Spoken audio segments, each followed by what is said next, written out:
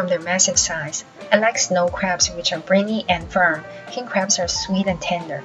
They can also cost $500 per crab. For this year's Mother's Day, we went to Day and Night Angus Beef King Crab restaurant in Scarborough. We picked the restaurant based on their Google reviews and the price.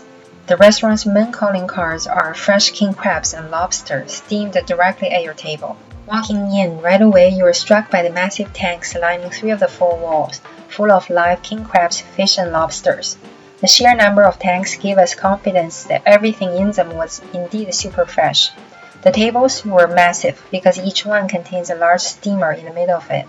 There was nominally a menu, but everyone understands that you are there to eat king crabs, so the options were just other fresh seafood. We ordered their king crab set menu, which also comes with some simple dishes of veggies, noodles, chicken soup, and smoked duck breast.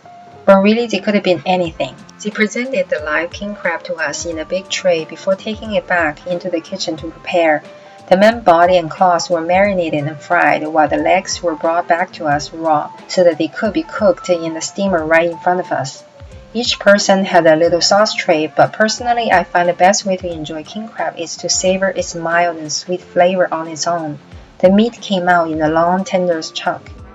It wasn't clear that the steamer was on a timer, so we had to guess when the legs were ready. There was not enough staff to deal with a heavy load of takeout orders for Mother's Day during COVID. It turns out if the lobster is provided raw for you to steam, you are essentially a warehouse whose items can be prepared just as easily at home. They cut the live lobsters into large pieces and served them to us on ice, and we were left to fend for ourselves. It was basically self-serve like hot pot with a steamer. With little attention being paid to us, the lobsters ended up being overcooked. Overall, the restaurant seemed like a lot of wasted potential.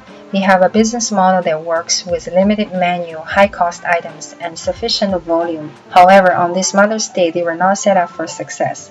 With so many other options for fresh seafood in Toronto, we won't be going back anytime soon.